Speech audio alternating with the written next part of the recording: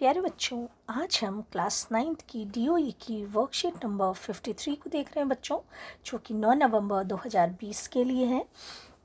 और आज भी हम चैप्टर 6 को पढ़ रहे हैं, जो कि है उत्तक। और आज जिस टॉपिक को हम कवर करेंगे बच्चों, वो है तंत्रिका उत्तक।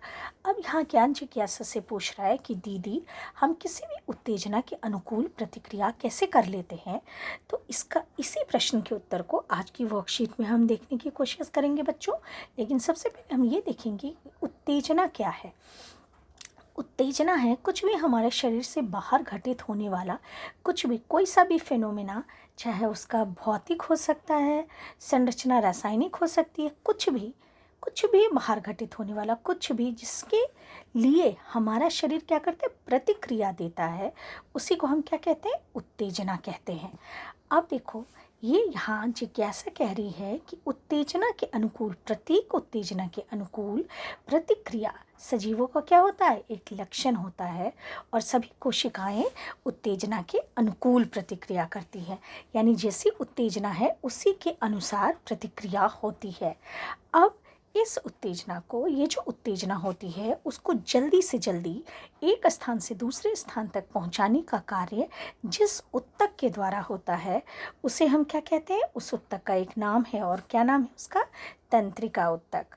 तो उत्तेजना को एक स्थान से दूसरे स्थान तक पहुंचाने का कार्य एक उत्तक द्वारा होता है, जिसे हम तंत्रिका उत्तक कहते हैं। अब देखो, यहाँ बना भी हुआ है, डायग्राम बना हुआ है कि ये देखो, ये जलती हुई मोमबत्ती है, ये क्या है, उत्तेजना की तरह कार्य कर रही है। वहाँ अगर उंगली गलती से चली गई है, लग गई है, तो हम क्या होता है, बिना सोचे समझे हम अपनी उंगली को क्या करते हैं, वहाँ से हटा लेते हैं। लेकिन ये जो प्रतिक्रिया है, जो हमने प्रतिक्रिया दी है, अपनी उंगली को हटाया है, ये पलक झपकते ही हो जाता है। लेकिन इसके होने में देखो क्या होता है, जब यहाँ जैसे हमारी उंगली यहाँ गई है, यहाँ से यहाँ जो तंत्रिका उत्तक है, वो तंत्रिका उत्तक इस उत्तेजना को क्या करते हैं, बहुत जल्दी कहाँ तक लेकर जाते हैं, हमारे मस्तिष्क तक या मेरुरज्जु तक। लेकिन इस केस में कहाँ है, क्योंकि ये प्रतिक्रिया बिना सोचे समझे अचानक से हुई है, इसीलिए यहाँ जो उत्तेजना है उसको कहाँ तक पहुँचाया जा रहा है, तंत्रिका उत्तक द्वारा मेरुरज्जु तक पहुँचाया जा रहा है। और मेरुरज्जु से तुरंत ही एक ऑर्डर आता है, कहाँ, मांसपेशियों तक, ये कि उंगली को हटा लेना है वहाँ से। ठीक है, तो ये जो प्रतिक्रिया हुई है वो क्या हुई है, पलक झपकते हुई है।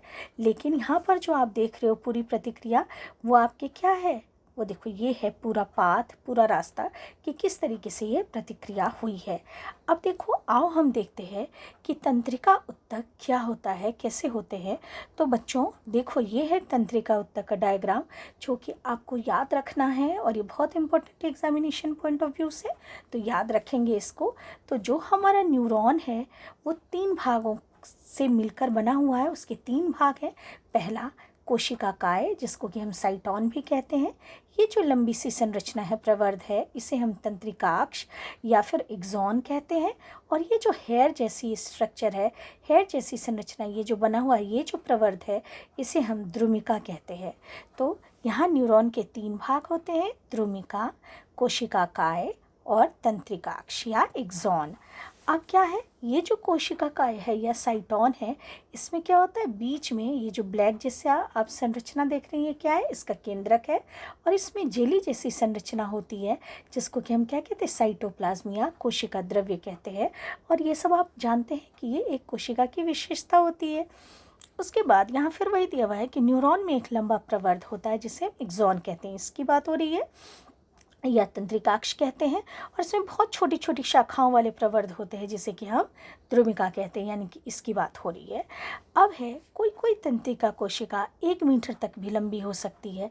तो यहाँ जो आपको याद रखना है वो ये कि शरीर की सबसे लंबी जो कोशिका होती है वो कौन सी होती है, न्यूरॉन होता है। अब यहाँ है, बहुत सारे तंत्रिका रेशे संयोजी उत्तक के द्वारा एक साथ मिलकर एक तंत्रिका का निर्माण करते हैं, और फिर तंत्रिका तंत्र का निर्माण होता है। अब देखो क्या क्या कार्य हैं न्यूरॉन के। तो तंत्रिका रेशे से गुजरने वाली संवेदना को तंत्रिका स्पंदन कहते हैं। यानी जो तंत्रिका, जो हमारा न्यूरॉन है, उससे जो संवेदना गुजरती है, ठीक है, उसको हम क्या कहते हैं, यानी कि जो उससे जो हमारा स्टिमुलस है, हमारा वो जो उससे गुजर रहा है उसको हम क्या कहते हैं, तंत्रिका स्पंदन कहते हैं। जो उत्तेजना वहाँ से गुजर रही है, जो संवेदना गुजर रही है, उसे हम क्या कहते हैं, तंत्रिका स्पंदन कहते हैं। और जो एक न्यूरॉन है, एक न्यूरॉन, ये जो एक न्यूरॉन है उसका जो आखिरी सिरा है, ये अंतिम सिरा से दूसरे न्यूरॉन के क्या जुड़े हुए होते हैं, द्रुमिका जुड़े हुए होते हैं। यानी कि अगर मान लो हम न्यूरॉन इस तरीके से बनाएं, अगर एक न्यूरॉन अगर हम बनाएं ऐसे, इस तरीके से अगर हम एक न्यूरॉन बना ले रही हूँ बच्चों, इस तरीके से अगर हम एक न्यूरॉन बना पाते हैं तो ये है हमारा, ये देखो ये है हमारा क्या, द्रुमिका। तो ये द्रुमिका कहाँ से जुड़ा हुआ होगा, इस तरीके से है, मान लो द्रुमिका बना हुआ। तो ये जो हमारा ये है आपका क्या है, तो ये जो द्रुमिका है, ये द्रुमिका के द्वारा ही जो पहली कोशिका का जो अंतिम सिरा है वो दूसरी कोशिका यानी कि दूसरे न्यूरॉन के द्रुमिका से ही वो क्या होता है, उसके संपर्क में होता है। तो ये दिया है, किसी न्यूरॉन की द्रुमिका और दूसरे न्यूरॉन का अंतिम सिरा ही संपर्क में रहते हैं और तंत्रिका स्पंदन को कहाँ तक पहुँचाते हैं, मस्तिष्क तक पहुँचाते हैं।